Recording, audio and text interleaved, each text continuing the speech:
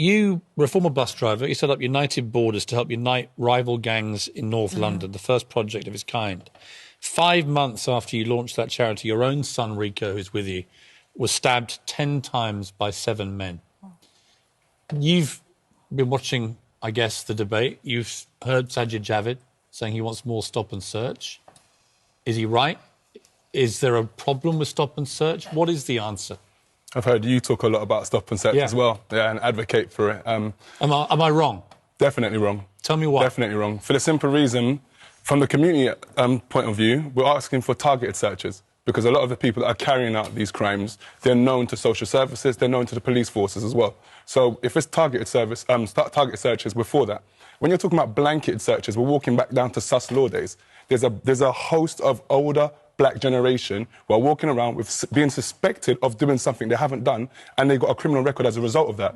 Here you are advocating for something that doesn't affect you, but yet still you're asking for it to come back. I hear your passion.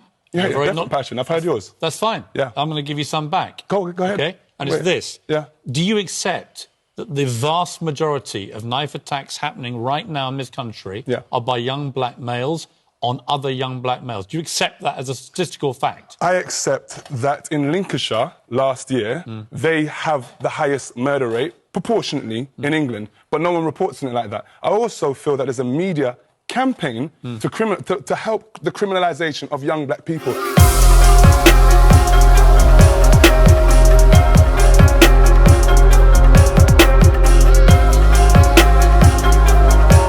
All right. Yes, so welcome to PowerTalk, Season 3, Lockdown Edition. You're out. I see the face mask, everything.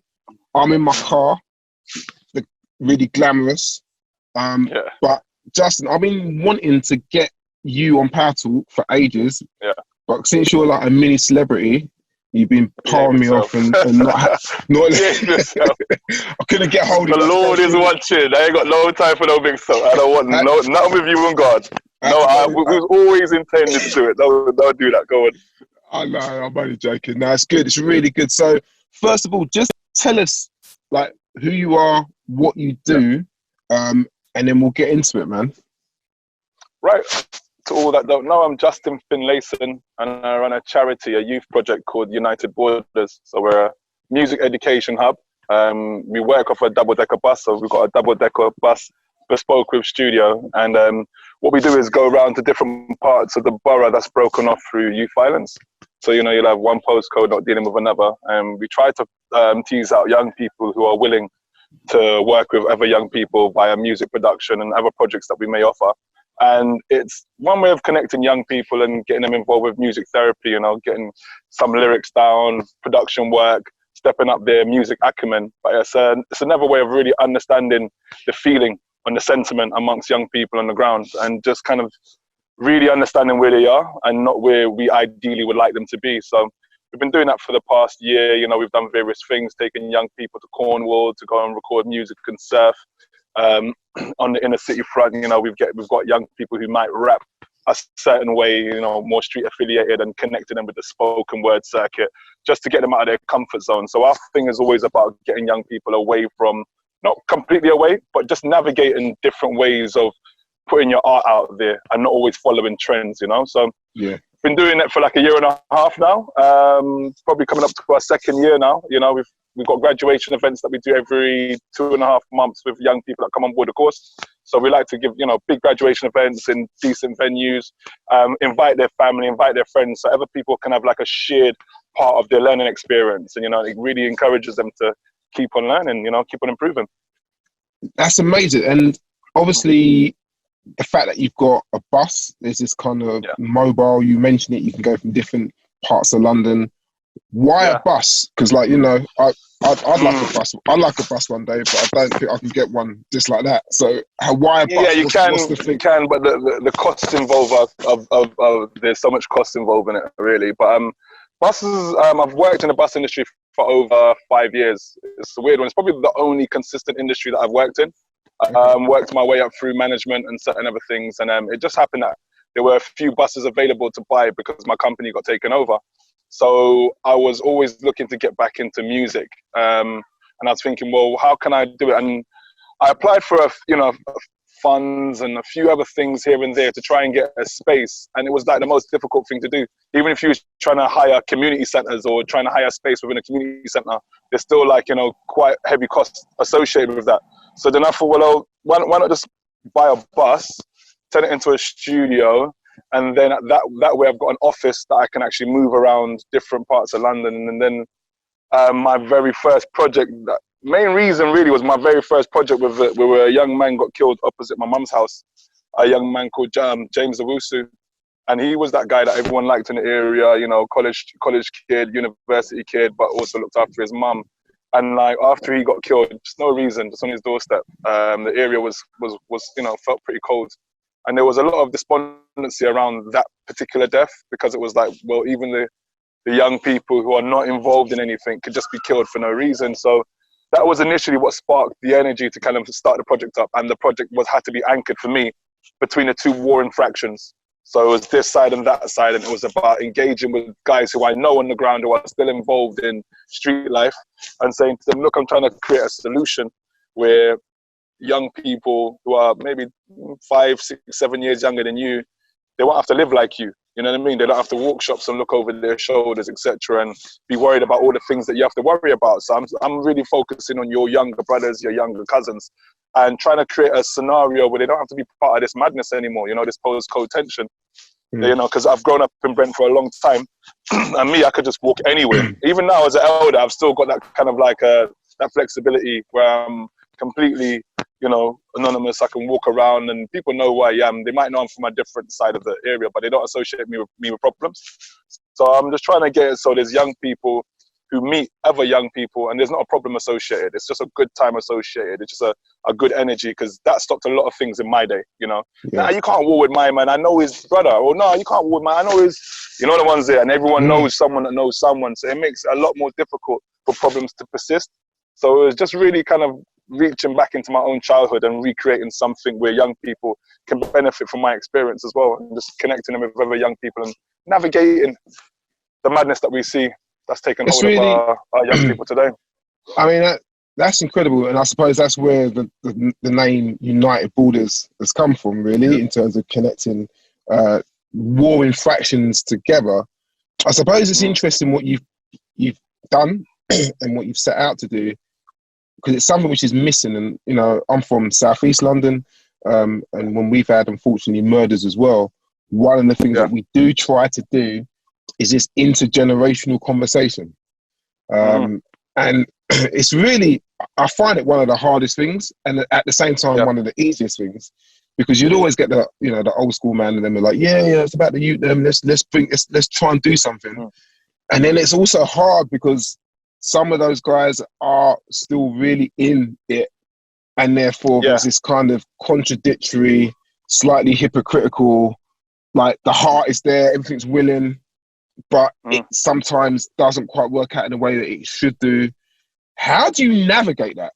How do you navigate just that tension of one foot in, 1 foot out, or for some people? Yeah, I mean, what's been useful for us, I suppose, is the fact that the 1 foot in, 1 foot out tends to be younger people, so a lot of our young people that we work with, we might have some higher risk young people who could have bail, could have a situation like that going on. And it might be just coming to the course because they realize they've got to do something a little bit different. So remember, we've got to create a safe space for young people so they can just connect. So all the adults that are selected are adults that understand that life, Some really have been there and know it's a complete waste of time, but they're so far removed from that life now that when they talk to young people about decisions that they've ultimately made, that's put them onto the path where they are. That for me is rehabilitation in motion, And a lot of time we've got people that have been to prisons and they're not in this capacity. I believe their prison CV is more applicable to dealing with young people than my own sometimes, who's well-meaning, I'm in the right place and I'm consistent, I can think of products and programs. Getting a message home from someone that's out of jail, that's done a 5 to 10 year stretch, and saying to you, look, what you're about to embark on, I've done it, and it is pants. It is really pants. You don't want to do that with your life. I think it kind of makes the message more true. Whereas myself, I've worked in the prisons as a prison officer, but I haven't spent time behind bars and been incarcerated. So for me to have the necessary empathy for a young person in that situation, it's not always there. So we try to utilize people who are a bit older, a bit more experienced, but far removed from that lifestyle. Because I don't think you can. It's hard to advise someone about something that you're actually doing yourself. You know. Yeah. So with young people in particular, they've already got enough things to navigate.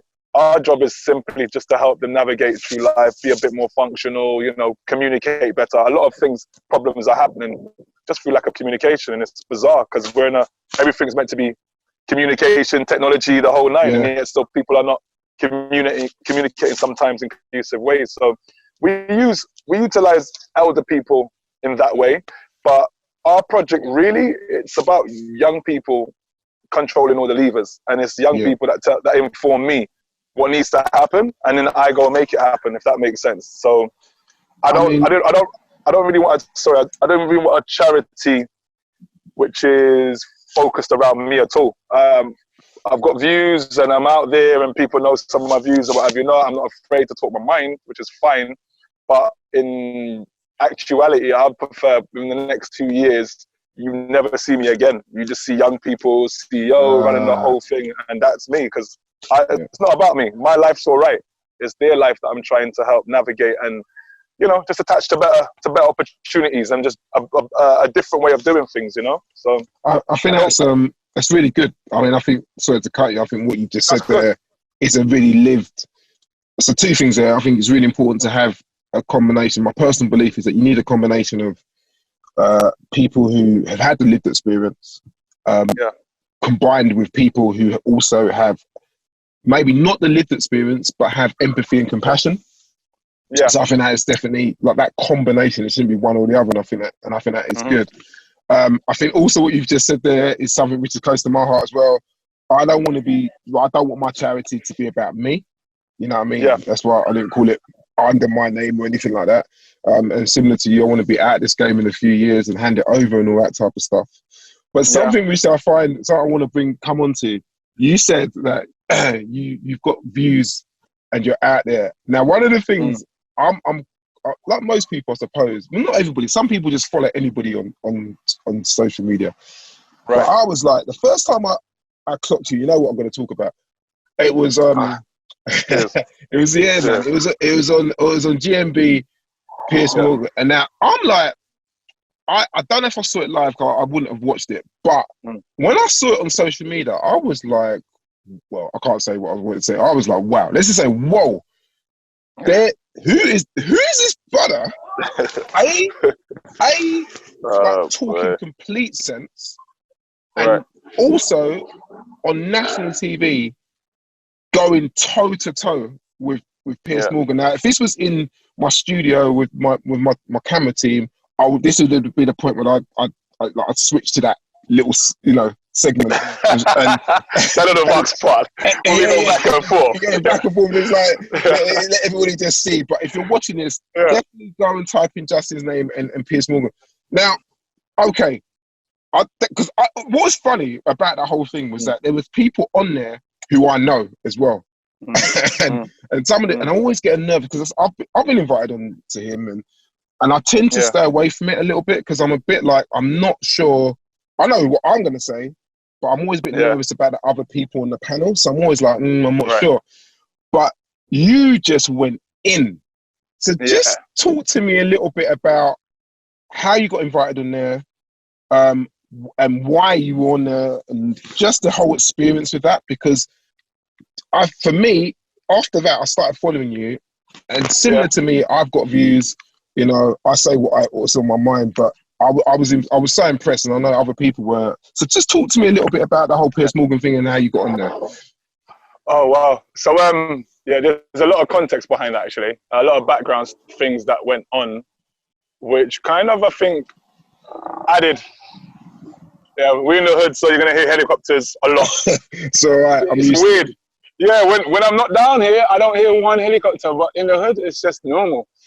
But yeah, so what had happened was, I think I've still got the post on my Instagram timeline. I think Giggs had a real go at Piers, because Piers had a consistency about, you know, colorizing knife crime. You know, his whole thing was about that for a hot minute.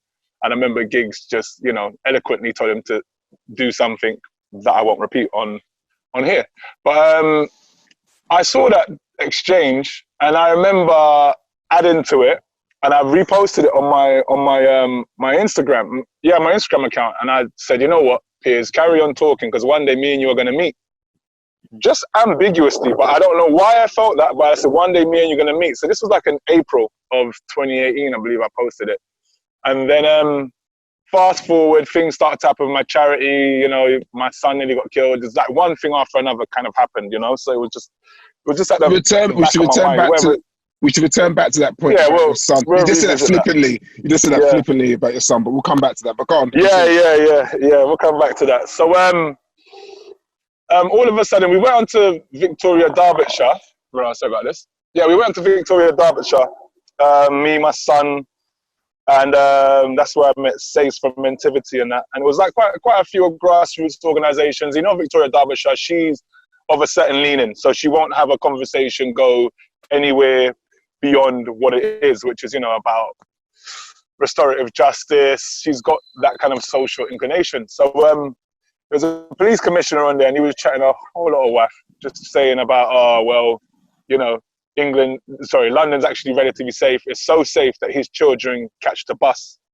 And I was at the back. I wasn't even supposed to speak. I was just like a talking head. My son was supposed to speak. And I was just like, what? And you know, you can't believe what someone's actually saying. And they're saying it so like, yeah. And I was like, wait there, is anyone, so I'm looking around like, is anyone catching this? Like, what's this guy saying? And then in India, Victoria saw me looking around like a little ferret, you know, like doing that. She was meerkatting. I'm just like this. So she was like, what's up? So I was like, hold on. What does he mean it's perfectly safe for his children to travel? Like, every parent that I've spoken to that I know is fearful of their children traveling. What world is he living in? So they was like, whoa. So there's like, wheel up and come again. So they moved me to the front. There's like, wheel up, come again. So they moved me to the front, opposite the police commissioner, Victoria. She don't play, you know. And she was like, look, Justin, what I need you to do is say exactly what you said again, and in front of him. I was like, you ain't got to tell me twice. So I absolutely ripped him a real one while we were there. And then, you know, he had no answers, Sway. He had no answers. So it all looked a bit appalling. And then it was a weird one because I was lined up to go into GMB the following week with my son. Then the producers saw that with Victoria, Derbyshire. So they contacted me back and they said, you know what? We'd just like to have your son. You know, you're cool, but we'll just have your son. So I was like, really? They was like, yeah. So I said, nah, I don't think it's going to work out that way, you know?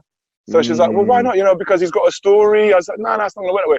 I said, look, I'll tell you what, if you've got another dad on that panel who has a project set up specifically to combat knife crime and has been doing it before knife crime became the focus of government or the mayor, if you got a dad whose own son, ironically, has been stabbed multiple times, even though I run a project to keep young people away from knife crime, and I continue to work with young people who are involved in knife crime. So I said, if that dad's on that panel, I'll stay at home and I'll send my son. If he isn't, forget it. I'm pulling the interview. So she discussed with the other producer, and then they said, oh, okay, sorry, come on in. So going into it now, there's a young girl that I know as well, and her brother got killed probably like a few weeks before Rico, my son, got stabbed. And, you know, we was talking online and that, so I just said to her, look, man, I'm going to go on this show to go and discuss a few things. You want to come on board, innit? And just, you know, just see how this whole thing plays out. So she's like, all right, cool. So I've gone there with her and my son, and the whole time I'm just chatting to her about her brother and, you know, understanding what really went down there. And then we're in the green room, and I just decided, you know what, I'm here for a reason. I'm not here to make friends. I'm here to speak on a matter which is actually affecting us. And far too often we've got people coming into that studio and Piers is just ripping them a new one. So even on my post, it says, like, I've got a picture coming, and I said, me and Piers heating up rear. So in my mind, I was already engaged for what was about to happen. And I made it clear to everyone in there, listen, I've got to be clear with you guys. I run a charity, but I'm not here for charity. I'm here to dispel this myth where someone's trying to associate murder, yes, King, and taking it away from poverty, and he's associating it with just colour now. So I said, I'm not really here to talk about all the work that we're doing. I'm just here to deal with him. So I'm going to speak last. Everyone else go and say a bit, but I'm going last because I need to really deal with the situation. So they were like, right, okay. So I sat by myself. Yeah, it was like, okay, leave him alone. The crazy man in the corner. So I sat down by myself in the corner, and I'm just going over a few things in my head. And I didn't really know what to put forward. All I knew was he ain't gonna keep getting away with what he's doing. That's all. That's the only MO that I really had. And then weirdly enough, on the screen it was talking about Trevor Phillips. Now I've been following Trevor Phillips' career for a bit, and for me, he's just not someone credible to really speak on issues which affect, for me, grassroots. Yes, King. Grassroots and young people in general, and just black people at large. I just thought, nah, what's this one voice, one man, one voice thing? Like, you wouldn't have a Jewish committee with one person. Like, it's just farcical. Every organization would have a myriad of people, men, women, older, younger, to reflect what the community actually needs. So I don't like this thing by, oh, we need an expert. All right, we'll just get him. We'll just get him because he's black, innit? And he says some things around blackness, even though I don't think those things really affect black people positively. But that's my opinion. I'm not going to say that whether it's the case or not. So I've seen Trevor Phillips' name mentioned, and then they put up a picture of Leroy Logan. So I'm like, rah, Trevor Phillips looks different. Thinking Leroy, because I'm looking at subtitles. So I'm thinking, rah, I thought that was the next guy. But that's Trevor Phillips. So I'm like, okay, cool. So he's saying all of that stuff. I'm like, all right, Trevor Phillips, all right. Then Leroy Logan walks in, who I think is Trevor Phillips. So he walks into the green room.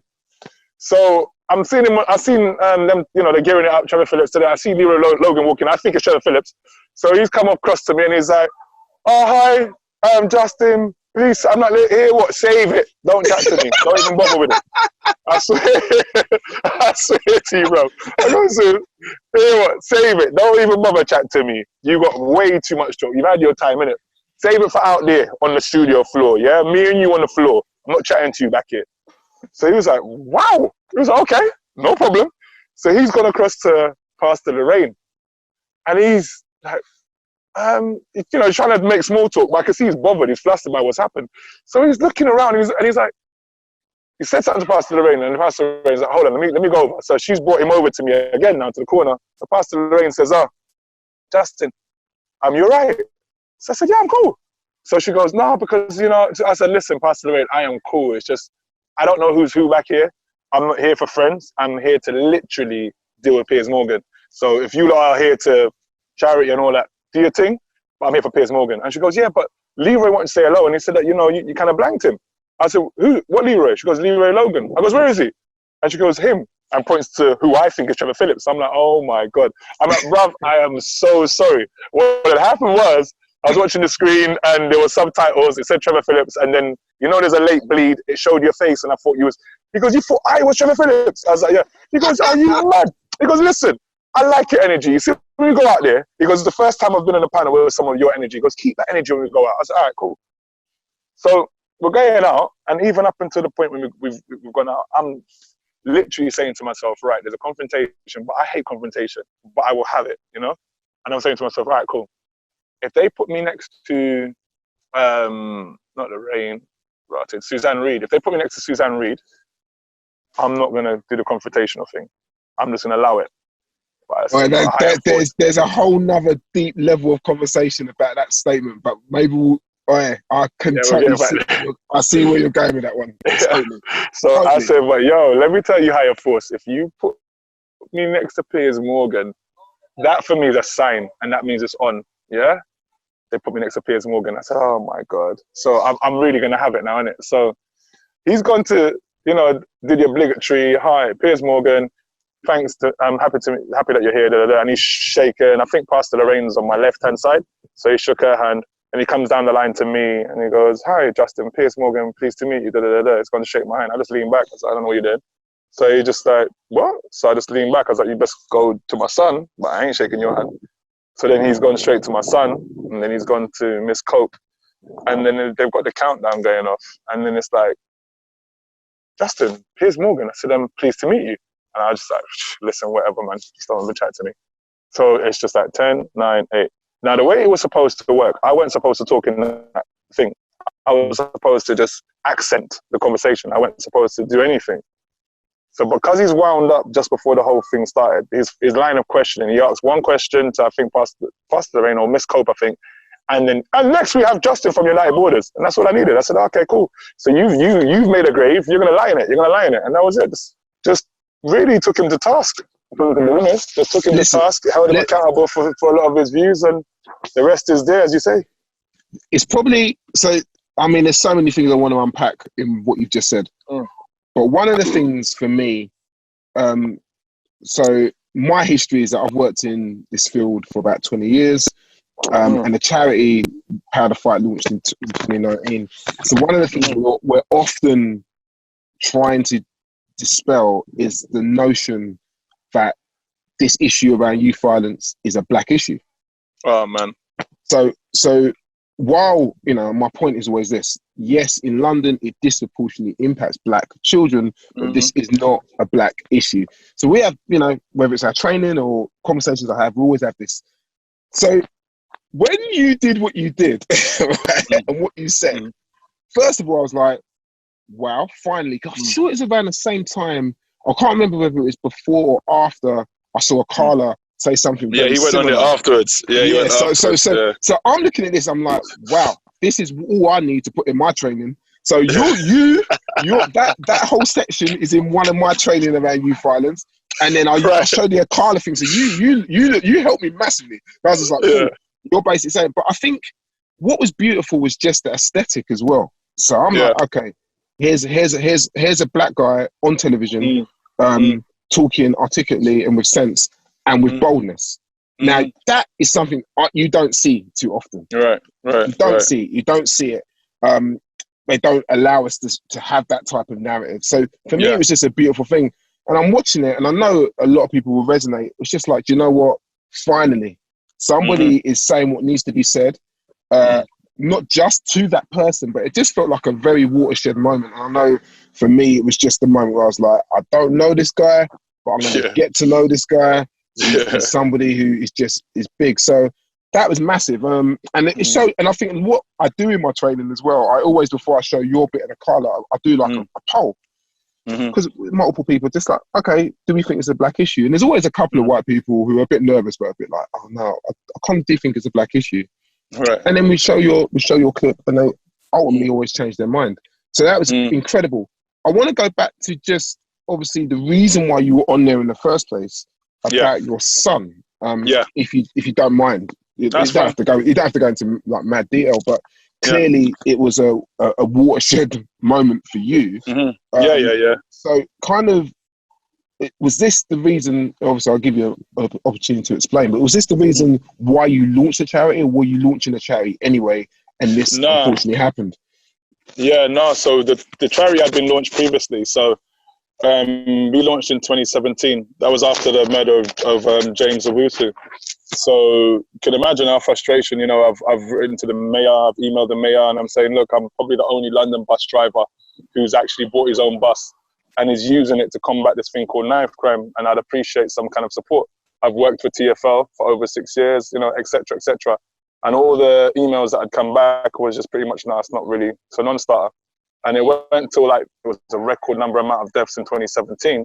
All of a sudden, MOPAC and all these kind of things started to happen, but I was already in that journey anyway. So come 2018, this is the beginning of 2018 actually, New Year's, I spoke to my son. He was at the house with his friends. So I just said to him, look, you know, Happy New Year, rah, rah, you know, love exchanges and all of that. To take care of yourself, make sure the house doesn't get wrecked, that kind of conversation. And then on the 2nd of January, he was walking our cousin back to the train station, who stayed at our house. And when he was walking him back to the train station, he noticed that there was like eight youths with balaclavas walking behind them, following them kind of closely. And then once he realized that these guys had actually come for them, he said to my cousin, like, run, and they ran. And they, I think they got split up in the run. my son ran into a cul-de-sac, and then all 8 of the youths in balaclavas surrounded him. And then, he just said that basically, you know, he knew what the situation was. Everyone had their knives out and that, and he was just speeching them, like saying, look, I swear I'm not from here. I'm from Harrow. You know, I don't know anything about the area. I don't know what's going on. And he said that he could see that they was thinking about it. And then, you know, one of them lifted up his balaclava and said, I don't recognize him, you know. But the other said, nah, we've come too far. And they just started stabbing him. So he ends up getting stabbed 11 times. And really, it's, I don't know if miracle is the one to say, but it's nothing far from a miracle as to why he survived. Because he got stabbed with swords, you know, swords, like stab wounds all down through his armpit, through his chest. Like one of the sword, the worst one was the sword because it hit him from the back and it pierced his abdomen. It missed his abdomen. I think it pierced his gut or something like that, and it went all the way through to his anal cavity. So he wasn't even able. Yeah, so that's where you're talking about infections and all the rest of it, right? So it was a horrific situation for him to be in, and all that saved him was his voice. He just started screaming. And then, because it was in a cul-de-sac where all these houses were, lights went on. And then he literally could only drag himself, because he got stabbed in his legs as well, so he can only drag himself to the front door. And the person who opened the front door just so happened to be one of his school friends that he used to go to school with. And her uncle knew life-saving techniques, and he applied the towel to the artery that was open in his leg. So when I say it's a miracle, because if he stood up, he would have died. He would have bled out. It's only because he dragged himself to the door why he's still alive even now. So yeah, so that was the 2nd of January. So that's the beginning of my year. So the project, the charity was just the farthest thing from my mind, you know. And you got a lot of unresolved issues around it, because obviously it's like your son's nearly been killed, no reason, you know, not even involved in nothing. You know, it's just, he was just in the wrong place, wrong time. You hear that all the time and you're thinking, really? Yeah, really, like wrong place, wrong time. Ironically, that it's my son, but at the same time, it's happening.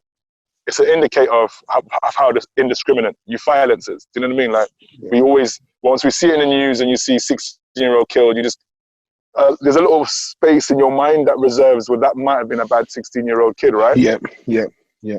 And there's, you know, the reason why my charity started because of James, who got shot in his back 8 times on his doorstep. Good youth. You know the ones there, like university youth. My son stabbed 11 times. Never had a criminal record. Doesn't know anything about that life. Do you know what I mean? So it just showed me how indiscriminate youth violence actually is. But then beyond that, I'm just a parent, and then you go through this weird space of like, you kind of want revenge, you kind of want the right outcome. You know, you definitely want justice, but it's just knowing your child as well as you know your child. I'm thinking, who in their right mind would want to take this child off the planet to that degree? Do you know what I mean? Like, these people are not right. So you just kind of, you go through a gamut of different emotions when it comes to something like that.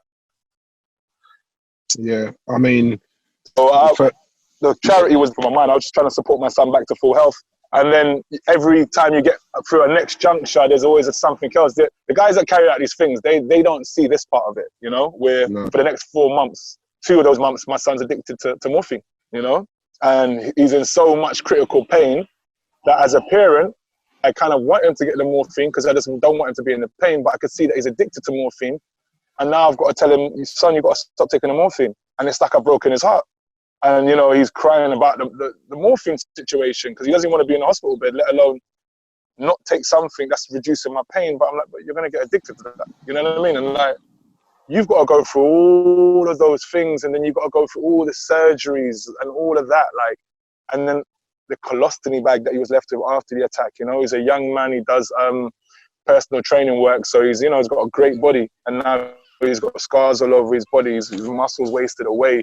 He can't walk anymore. Do you know what I mean? He can walk now, but he couldn't walk at the time, you know, no energy, that kind of thing. So there's so many things that you're left with. People just think it's just a stab wound. The way it impacts every facet of you as an adult, Where if now my other son said he's going out, I'm like, where you going? Where you going? You know what I mean? Complete paranoia and complete thinking, right, something's going to happen to this one. Like, it sours your existence. So, I can only commend families who've actually lost children and go on to do this kind of work. It really takes so much more spirit to be able to do something like that. But in my case, the charity was just all put on hold. And then once he kind of got out of that phase and was able to physically do most things again, my bus got burned down. Someone set my bus on fire, just arson attack. So just like, wow. I was like, if there's tests, I'm pretty sure I'm seeing them all in a short period of time, So 2018 was very turbulent, was very much on top of his head. And after my son nearly got killed, I didn't really have a huge appetite to get back and working amongst young people, especially as I know that some of them, I've got to be non-biased, innit? And if a young person's committed a stabbing, I've still got to work with that young person to change their mindset. I don't know, this young person hasn't put an adult through what I've gone through. Do you know what I mean? There's a lot of things that you have to explore, and I weren't ready for it. So I just thought, I'm not going to do it just because, the whole point of doing it is because I only do what I'm passionate about, If there's no passion, then I'm not on it. So in the end, after my bus got burnt down, I think that was the point where I was just like, actually, you know what? I'm supposed to do this. Because everyone was like, yo, you cool. Like, I saw Carla as well. He had a concert up in my other ends up in Bristol. And he was like, yo, Jay, you cool. And I was like, bruv, to be honest with you, I'm completely clear. Like, that burning symbolized something for me. I don't know if it was sacrifice. I don't know what it was. But it just symbolized something for me. And it was just like, you know what, now you got to get up now. Like, how you've been down, it's been hard, but you've got to get up now. And that was it. And I swear, the guy that told me, because my bus broke down in countryside and there was a farmer and he's like, just leave the bus here, it'll be all right. We've never had any crime in this village, it's safe. I'm like, all right, cool. My bus is the first crime in that village for how long? So anyway, when he phoned me and told me the news, I just said to him, listen, don't worry about it. I said, look, I'm going to turn this all around. I said, by the end of the year, I'll have a new bus, don't worry about it. And he goes, are you serious? I was like, don't worry about it. And literally that was the starting of the rebirth, I'd say, of United Borders, because I won an award from LEAP, which is like they honor all grassroots organizations and stuff, one of the work that we're doing. And I won an award from them in the Bloomberg building and told my story about my son. I was with my son on the same day as well. And that was the first day he was able to go to the barbershops by himself, And literally seeing him walk to the barbershop for the first time by himself and then driving to the award ceremony. So my mind he was still very firmly in my head. So when I won the award, that was the vision that came up, and I just started bawling on stage, innit? Well, I do that a lot anyway, so don't worry about it. But I started bawling on stage anyway. So then, and then there was a benefactor there, and he was just like, listen, your story really moved me. How much do you need for a new bus? So I was like, oh boy, it's going to be a bit, because I want this one to be proper and recorded facilities. He goes, look, come and see me next week. Wow. So I think it's that thing that once you know what it is you want to do and whatever you're aligned to, purpose, if it's aligned with all of the things, positivity, purpose, passion, it would just happen almost effortlessly, And up until then, everything felt like so much effort for me. But since then, it's almost been like a ride, if I'm to be honest with you. I mean, we still go through the same nonsense like everyone else, funding and applications and grants and all of those clunky parts that we don't like. But for the most part, the relationships that I've formed with like younger people, it's been a complete breath of fresh air for me, man. Because it's just that, okay, you can't believe all that's been said to you. You got to get on the ground and actually understand that they're the same as us. We've just left them with a harder situation to manage. They didn't just create it for themselves. We've left this for them, and you got moments like this, COVID-19. It's just another thing, isn't it? It's just another scenario that we as adults are leaving people vulnerable. Let's talk about that actually, because again, there's so much what you've just said there. I suppose there's two things I want to pull out. One, I suppose a bit personal, but another one just sort of wider. So the first thing would be, obviously, some would say that what you've gone through and what you experienced with your son, your bus being burnt down. If I'm correct, didn't your bus get robbed as well? recently. Yeah, it got robbed recently. Yeah. Wow. I've all forgot that. That's so trivial. It's like, So you know, so you've had a few things in the bus, and yeah. But also, like, I suppose one of the things that I'm passionate about, and the things that we're working on, is how you deliver what I would call culturally competent therapy. So I don't know if it's everyone's experience, but definitely with the families I've worked with, in the past 20 years, predominantly, not all, but predominantly families of color, when it comes to seeking therapy off the back of a traumatic experience, like similar to what you've experienced, it's almost non-existent. I don't know if that's your experience, and if it is your experience, totally. Why do you think those reasons are? Why do you think we find it difficult? I'm not, like, let's be clear, when I say the black community, we're not a monolith, so I'm not saying that, like, everybody has the same experiences, but no, it's just I completely catch what you're saying, and even if it was a stereotype, it's one that, all stereotypes ring true to a degree, but this unfortunately is not even a stereotype, it's just an actual thing when it comes to the community. And I think majority of it just kind of derives from the fact that all of these institutions that have been created to safeguard people and help people, we're disproportionately affected by them negatively, and if that's schooling, expulsion rates, if it's policing, stop and search, that's a service we pay for, by the way. We are paying for police to keep us safe. So what we're not doing is paying for you to stop and search our youths because of your personal bias. But hey, it goes on, right? Mental health institutes were disproportionately overrepresented there, kept in wards for longer than anyone else, and often given more stronger drugs than anyone else, because of the perception of us, for the people that run those institutions. So every institution you care to mention, hospitals, is the same thing. If we look at this COVID situation, again, what is a normal issue for everyone becomes a black issue because it affects us disproportionately. So we look at COVID and it starts out like, oh, well, it doesn't even affect black people. Wow, we're amazing. We've got Teflon. No, it don't. I said to everyone, calm down. Like, just give it a minute. Whatever issue, I swear to you, bro. Like, when everyone was telling me this, I was walking around with this from then, from 5 weeks ago, I was moving like the madman. The person with the tin foil, and everyone was like, what's wrong with the tin foil hat? Yeah, that was me, because I'm like, listen, until I fully understand something, I don't go into it like everyone else, naive, or go into it with a strong center, like, no, this can never happen. I'm just like, nah, it might could happen. And for me, if it's going to happen, it's going to happen to me. So I won't bungee jump because my cord won't open. I'm not jumping on a parachute. I hear you, bro. Yeah, because I'm not jumping out no plane. I'm not doing nothing. Yeah, right. There's certain things I just think it's going to happen to me wrong, so therefore plan and prepare in it. So same thing with this COVID situation. It went from, black people can't get it, to now look where we are. Oh, black people are dying disproportionately. Oh, is this a black disease? It's not a black disease. It's if you don't have money, if you can't work from home, if you can't isolate yourself, if you don't have the money to sit down and say, well, actually, I'll just shop for 2 months and ride it out, then what are we talking about here? Okay, so most black people, as we know, they're in the working class districts, and those are the ones that have to find a work. They have to catch that bus, even if there's corona on the bus. They have to be in that space that they need to get to. They need to be in the care homes and helping people who are more vulnerable. So the fact that we're dying indiscriminately, or disproportionately, sorry, it makes sense because we've always got to be at the front line. We're always in the front line, even when there's a back line. Yeah. So it's just one of them ones where, for me, with knife crime, it's the same thing. Like, to call it a black issue, and you're thinking this is just insane, because at no point was Scotland's violence referred to as the white crime, And in fact, if we're going to discuss white crime, it's white collar crime.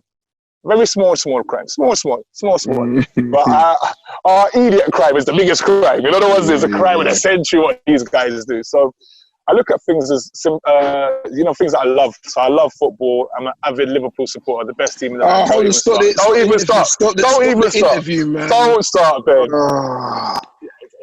Yeah, don't start, Ben. No, we'll get back to it. We'll get back to it. The 1 year that we was going to win the cup, look what they come and unleashed on us. COVID, The year Liverpool's supposed to win, they released COVID.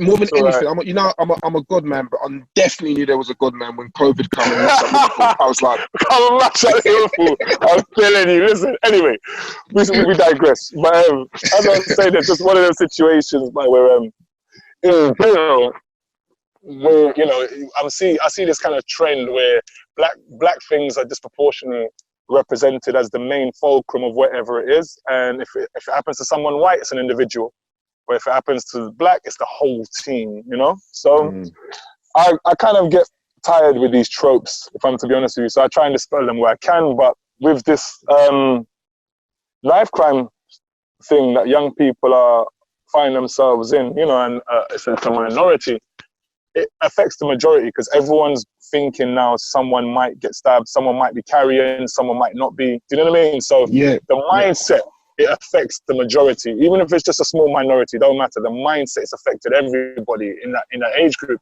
Yeah. So personally, I've spent a lot of time debunking a lot of these things and getting context for it.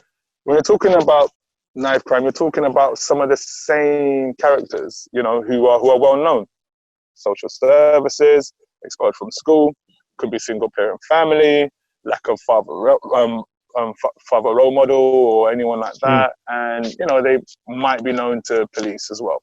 So if you satisfy any one of those 5 things, then for me, the next port of call should be us, yourself, other organizations that understand. You understand? Like, that should be it straight away. Like, does so-and-so hit any of those 5 things? Cool. If they do, let's get them in because they understand it. Let them work on it. Here's their budget to work on it and etc. Right? I don't understand how schools can get budgets for young people and expel them and say there's nothing we could do. Well, you could give me part of your budget and I'll give up my time to come in and work with little so-and-so 2 to 3 days a week. Don't tell me there's no money for it. Because you're willing to accept money for our young people, and then once it's locked in, you'll expel them because you don't want your exam results looking a certain way, you know? So it's just, I know I'm going off topic a little bit, but I'm a little bit like that. But I mean, it's fine. I think it's one of these things because obviously what you've just spoken about is the disproportionality conversation, which for some weird reason, you know, we can't just agree on. So whether it's kind of, like, I'm with you and everything you're saying, but yeah, there are people you've mentioned, Trevor Phillips and other people, who have had a completely different perspective. And I sometimes just think, are you living in the same world? Because surely not. Statistically, the statistics are there. You've mentioned it. Everything where black people, so I think it was the race disparity audit in 2018, which basically just demonstrated whatever you talk about, social housing, school exclusions, stop and search, mental health. Like we're like relegation. Like we're in a relegation scrap every year when the season starts. When the season starts, we're like West Ham or whatever it is. We're just in that scrap. And yet people have the audacity to say, do you know what? It ain't really a race issue, and it just frustrates me because I'm like, oh man, I don't know what you're reading and what you're seeing. You've connected me back to the right path again. So we're talking about therapy. So it was more or less like when you look at all these institutions that have been set up to help us, they've always kind of hindered us in some way. So I think that there's a degree of suspicion around therapy. One, because of the practitioners, you know, they tend to be from middle class and, you know, tend to be white, and it's hard. A lot of our issues, a lot of the challenges that we're faced with come from white people. If it comes from their non-understanding of the issues, the challenges that we face, you know, so it's just like kind of belittle some of the things that we're going through. If it comes to, you know, you're dealing with therapy, so you're dealing with the most vulnerable aspects of your emotions now, innit? And some of the makings of who you are. Now, if you're going to relay that stuff, you want to relate it to someone, someone that doesn't quite know you that great, but you also want someone that has a great deal of empathy and understand what it's like to be someone like you in such a challenging system. It would only make sense for me. So I think that because of the lack of, I'd say somewhat black therapists, but I would also say good therapists, because, you know, there's a lot of therapy around, but who are the good practitioners, you know? And it's something that, for a challenge for even myself, I said this year I'm gonna undergo a bit of therapy to see how I get on with it. Oh, my battery's about to jump on me. Get the charger. That's cool. I'm gonna see how I get on. I'm gonna see how I get on with therapy myself, because I want to advise a lot of other people, particularly young people, to access therapy. But if I've never accessed it myself, then I can't really, you know, past But that. I think that's a massive point though. Like the amount of black people I know who have gone through similar traumatic situations you have described with your son, who would not go anywhere near therapy because of those reasons. And like you said, it isn't so much even that. There is a real question about where are the black therapists. I think that is a legitimate question. I think there's a bigger question, or there's another question about where are the culturally competent therapists. So for me, I'm just like, well, you know what? You can be white and middle class, working in inner city, wherever. But if you don't understand the context, because I always make, I mean, you know, I always use the example that some of the, you know, there's one mum I can think about who we work with, and you know, she is as Jamaican as you can think. You know what I mean? Jamaican as you can, whatever, not quite whatever stereotype, but you know where I'm going with that. And therefore, one of the reasons why she hasn't, or I've not even said to her, even though I've said you need therapy for some of the stuff which has gone on, I haven't yet found the right therapist who can really, really understand the context that she's coming from, you know? And I think that's a shame. I think it's a real shame because she needs it. But I also know that, boy, if this is going to be a real tough one. So I think it's a massive problem.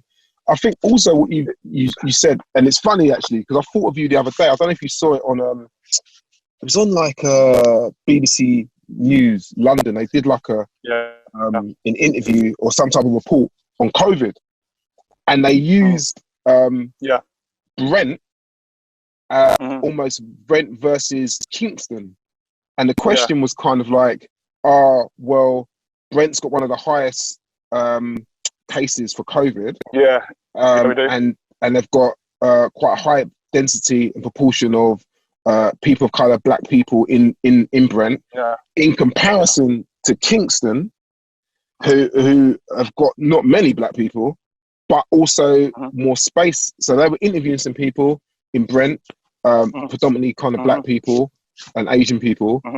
And then they interviewed the people in Kingston, and the people in Kingston were walking around near the river, and they said it themselves. It's like, well, most of us, like you said something really interesting. The people in Kingston had a choice. They don't need to go out of their houses. Where what the people in Brent were saying was like, well, I'm a frontline worker. I'm working in the hospital. I'm a bus driver.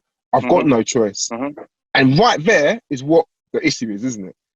People with choice versus people who haven't got choice. And the people who've got choice tend to be the people with money.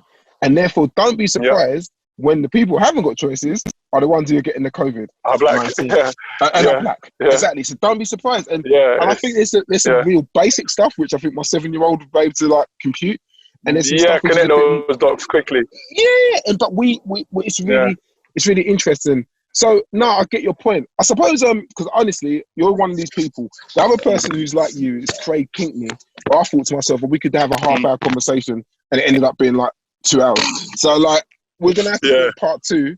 But I just feel like definitely got to do part 2 because, bruv, there's things that are clocking on your social media, and I'm just like, this is a man of after my own heart.